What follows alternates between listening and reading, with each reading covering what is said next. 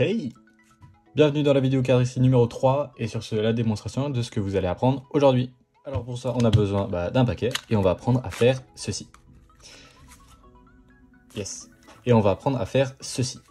Voilà, donc ça s'appelle un double éventail ou un serpent.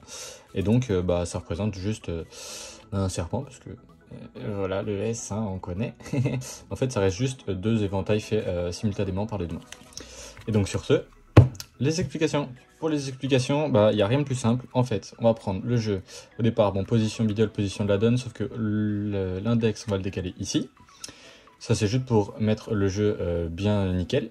Et après, dans la main droite ou dans la main gauche, si vous êtes gaucher, si vous êtes droitier plutôt, vous allez faire ça. Au lieu d'être comme ça, vous allez faire ça. Pour que les cartes soient bien éventaillées sur le haut. Une fois que vous avez fait ça, il n'y a rien de plus simple. En fait, vous allez décaler ici et prendre avec votre main pour tirer une partie du jeu. En fait, là vous allez faire ça, et derrière je vais faire comme ceci, avec mes doigts qui vont tenir l'autre main, et je vais pousser quelques cartes avec mon pouce.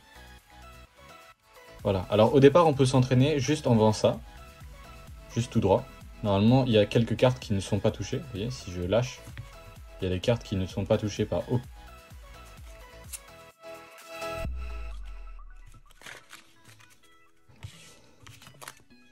Je disais, normalement il y a des cartes qui ne sont pas touchées par aucune des deux mains. Et par exemple si je lâche, il y en a qui tombent. Donc ça c'est bien, et ne vous inquiétez pas s'il n'y a aucune carte qui est touchée par vos deux mains. C'est le principe. Donc au départ on peut faire comme ça. Et après ce qu'on va faire, c'est qu'on va le faire à plat. Mais dans ce sens-là. Là, au départ on peut s'entraîner comme ceci. Et après ça part dans ce sens-là. Donc on va faire comme ça. Et naturellement on va tourner un petit peu la main. Ce qui va donner cet effet de des cartes qui sont un petit peu dans ce sens-là, qui sont inclinées, qui forment un mouvement curviligne au lieu de rectiligne. Donc une fois qu'on a fait ça, et en fait ce qu'on va faire, c'est on va faire la même chose de l'autre côté. Alors comment faire la chose de l'autre côté? Une fois qu'on a fait ça, en fait ce qu'on va faire, c'est qu'on va faire le mouvement inverse.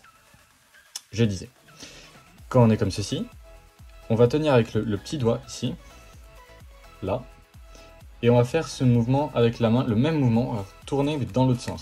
Bon évidemment là j'ai raté mais c'est pas grave, c'était juste pour vous expliquer. En fait avec la main droite on va faire ça.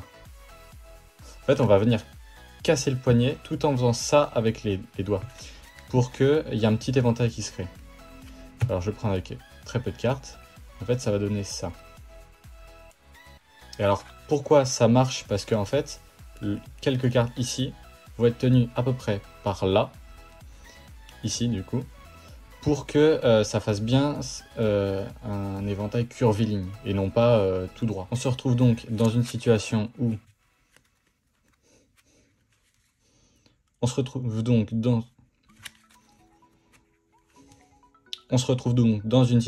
on a déjà l'éventail fait par la main gauche et on va faire l'éventail fait par la main droite.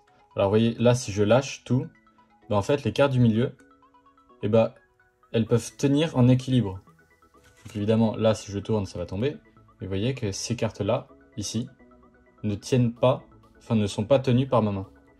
Et en fait elles vont tenir parce que les cartes au dessus vont faire en sorte qu'elles ne puissent pas tomber. Évidemment si je fais là, hop, ça tombe. Donc en fait c'est en appuyant avec le deuxième éventail, enfin le premier éventail ou l'éventail de la main gauche ou de la main droite évidemment, si vous êtes gaucher, qui va faire que ça va pas tomber. Une fois qu'on a compris comment on faisait le premier éventail, le deuxième éventail c'est la même chose, comme je vous l'ai dit. On tient un petit peu les cartes avec l'auriculaire ici, vers le milieu, vers les premières cartes ou les dernières cartes qui sont tenues par la main droite. Et après on a juste à casser le poignet, comme ceci. Vous avez donc toutes les cartes en main pour réussir, et il ne reste plus qu'à vous entraîner. Ok, elle était facile, je vous l'accorde.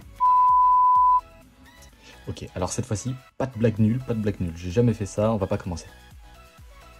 Ça y est, c'est déjà la fin de cette troisième vidéo de la série Apprendre les bases de la cardisserie. J'espère qu'elle vous aura plu, et sur ce, à la prochaine dans une nouvelle vidéo. Salut!